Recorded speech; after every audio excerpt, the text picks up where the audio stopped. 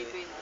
నాగుపం గురువు విజయం ఎరిగిన వానికేల యాగ యోగ వ్యధలు తేలికపాటి తేనెయనుండగా బసవలింగడరియ బలిక వినుమ.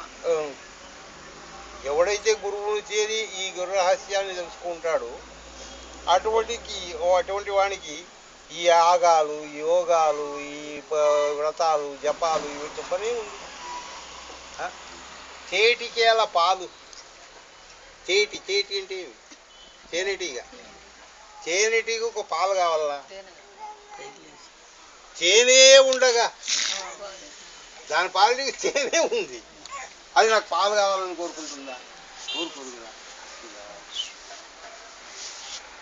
బూది నొసట బూసి గురువు మధ్యం ఇచ్చించి భూమగాన నగువే భ్రమయే గాని వెరివాడు గన్న వేల్పుల రీతిగా బసవలింగడరియ బూది నొసట బూసి బాగా విభూతి బాగా కనబడేట్టు అది పూసి భూమధ్యం ఇచ్చించి ధ్యానంలో కూర్చొని ఒకే సమంగా భూమధ్యాన్ని తీసుకుంటూ మరి దీనితో ఏదో నేను తెలుసుకుంటా, అర్థమవుతుంది నాకు అని అంటే అది సాధ్యమేనా? అది కేవలము భ్రమే తప్ప. వెర్రివాడు గన్న వేల్పుల రీతిగా, వెర్రివాడు ఒకటి తిక్కోడు, వాడు ఉన్నట్టుండి చూసినాడు.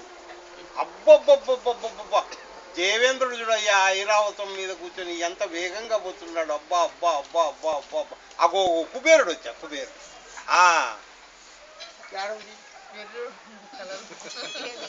వాణి కనబడుతోంది అంతే. అట్లనే వీడు తన యొక్క చిత్కాలన్నింటినీ కూడా భ్రమిస్తూ ఏదో కనబడిందని నీ అనుభవం చెప్పు, నీ అనుభవం చెప్పు. 20 ఏళ్ళ క్రితం ఉండాల్సిండేది.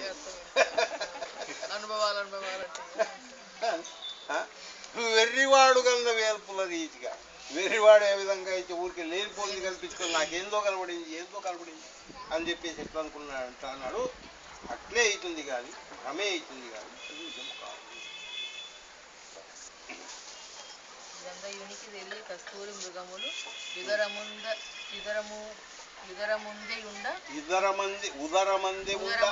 నువ్వు దిరగు తన్ను తెలియలేని ధారుని ప్రజలట్లు బసవలింగడరియ బలిక. కస్తూరి మృగము అని చెప్పేసి హిమాలయ పర్వతాల్లో ఉంటాయి సామాన్యంగా. అవి మామూలు అడవుల్లో ఉండవు. కస్తూరి మృగం, కస్తూరి చూసాము.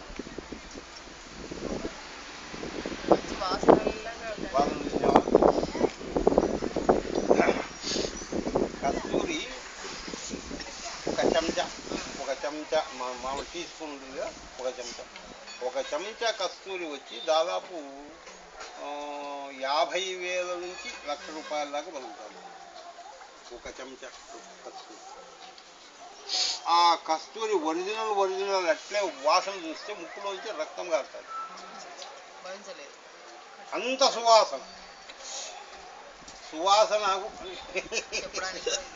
సువాసన అధికమైతే కూడా భరించలేము, దుర్వాసన అధికమైతే భరించలేము. ఇది చూడెట్లుందో. ఇప్పుడు మీకు ప్రత్యక్షంగా ఉదాహరణ చెప్తాను. చక్కెర తీపు కదా, అత్యధికమైనటువంటి తీపి ఏది తెలుసా? సాక్రిన్ అంటే ఒక కుండ నీళ్ళల్లో అంటే 2-3 బిందెల నీళ్ళలోకి ఒకంత పౌడర్ అట్టేసామంటే చాలు, మొత్తం చక్కెర పానకం అయిపోతుంది. అదే నువ్వు సాక్రిన్నే ఒకంత తీసుకున్న నోట్లో పెట్టుకో, భరించలేవు అసలు. అబ్బబ్బబ్బబ్బబ్బ ఇంక తైతక్కలాడాలా. ఇంకా తీసుకుపోయి నీళ్ళు ఒకే సమయంలో ముక్కులు ఎంత చేసినా కూడా పోదు, అంత ఇదిగా ఉంటుంది. కాబట్టి అంత సువాసన కస్తూరి. అక్కడ కస్తూరి మృగాలు అని చెప్పేసి ఉంటాయి, కానీ జింక కొంచెం సైజు ఎక్కువ ఉంటుంది. అది మేక కంటే కూడా ఇంకా చిన్నది ఆ కస్తూరి మృగం. ఆ కస్తూరి మృగములో మగ మృగానికి దానికి బొడ్డు దగ్గర ఋతుకాలంలో ఆ యొక్క ద్రవం అనేటువంటిది అక్కడ ఊరుతుంది. నల్లగా ద్రవమంతా కూడా ఈ బొట్టు చుట్టూ ఏర్పడుతుంది. అది ఈడ ఉంది అని అంటే దాని చుట్టూ దాదాపు 2 కిలోమీటర్లు 3 కిలోమీటర్ల దూరం దాని వాసన వస్తుంది. అప్పుడు ఎక్కడుండేటువంటి ఆడక కస్తూరి మృగాలని కూడా ఆ వాసన బట్టి పోతాయి. అది ప్రకృతి ఏర్పాటు చేసిండేది. ఇదేం చేస్తుంది ఈ మగది, ఈ వాసన ఏడొస్తా ఉంది అని చెప్పేసి ఒకే సమంగా తిరిగిందే ఒక కొండంతా తిరుగుతూ ఉంటుంది ఒకే సమంగా. ఈ వాసన ఎక్కడుందో, ఎక్కడుంది ఆ వాసన? తన ఉదరంలోనే ఉంది. తన ఉదరంలో ఉండేటువంటి యొక్క వాసనని ఎక్కడో ఉంది అనుకుని తెలియనట్లుగా మానవుడు కూడా మరి దేవుడు ఎక్కడున్నాడు అని చెప్పేసి ఒకే సమంగా తిరుగుతున్నాడు. వీడు అనుకుంటూ ఉండేటువంటి యొక్క దేవుడు ఎవరు, ఎక్కడున్నాడు అంటే నీవే ఉన్నావు. నీ యొక్క స్వస్వరూపమే ఆ దైవ స్వరూపం, కానీ దేవుడు కాదు కదా. నువ్వు అనుకుంటేటువంటి యొక్క చైతన్యాత్మకుడు, సర్వ ప్రదాయకుడు, సర్వమునకు అధిపతి అయినటువంటి వాడు, సర్వకర్తృత్వ, సర్వభోక్తృత్వ, సర్వ సంహారకత్వ గుణాలు కలిగినటువంటి వాడు ఎవరు అంటే నేనే. అది తెలియక ఒకే సమంగా తిరిగినట్లుగా, కస్తూరి మృగం తిరిగినట్లుగా తిరుగుతారు. ఇప్పటికీ చాలా హింస. అది ఒక కస్తూరి మృగము దగ్గర ఎంత ఒక అర్ధ చెంచా కూడా దొరకదు. దానికి ఏం చేస్తారంటే దాని వలపన్ని పట్టుకుని గోకుతారు. అక్కడక్కడికి చచ్చిపోతుంది కస్తూరి మృగం. అంత వచ్చినటువంటి దాన్ని దాంట్లో సగం కంటే కూడా తక్కువ దాన్ని ఒక 100 కేజీలు పట్టే సంచి రాయల చెరువు దగ్గర ఉండేది చూడు ఫ్యాక్టరీ, ఎంత శుద్ధ తెల్ల పౌడర్ ఉంటుంది, దాంట్లో కలిపేస్తాం.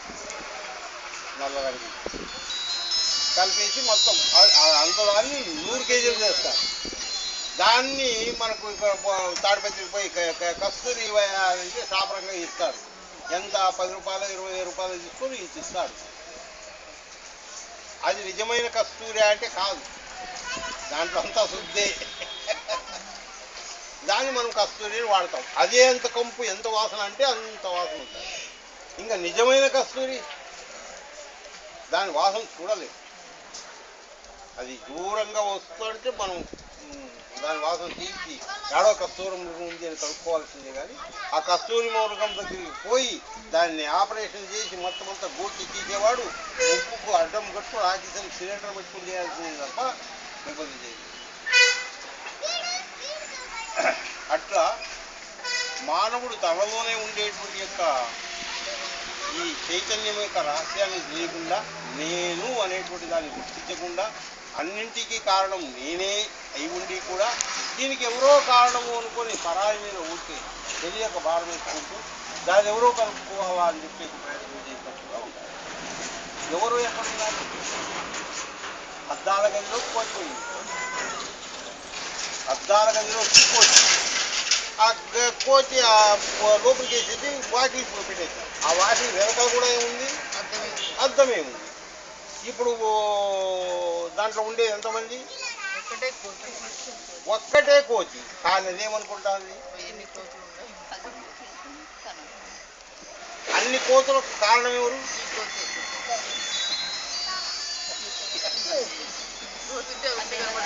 అంతే. అట్లుగా అన్నిటికీ నేనే కారణమై వీడు కనబడుతున్నాడు, వాడు అట్లనే వీడిట్లనే, అది పుష్పమనే ఇది పుష్పమనే అన్నట్టుగా ఇది భావించి దానికి అవి ఆటలాడేదానికి కారణం ఇదే. అది అర్థం చేసుకోకుండా ఏ విధంగా చేస్తామో అట్లా వీడు అర్థం. నిజం విచారిస్తే దీనికంతా ఎప్పుడైతే కారణం నేనే అనేటువంటి విషయం తెలుస్తుందో, ఇది ఒక్కటి అద్దాల గది నుంచి బయటపడితే యా కూడా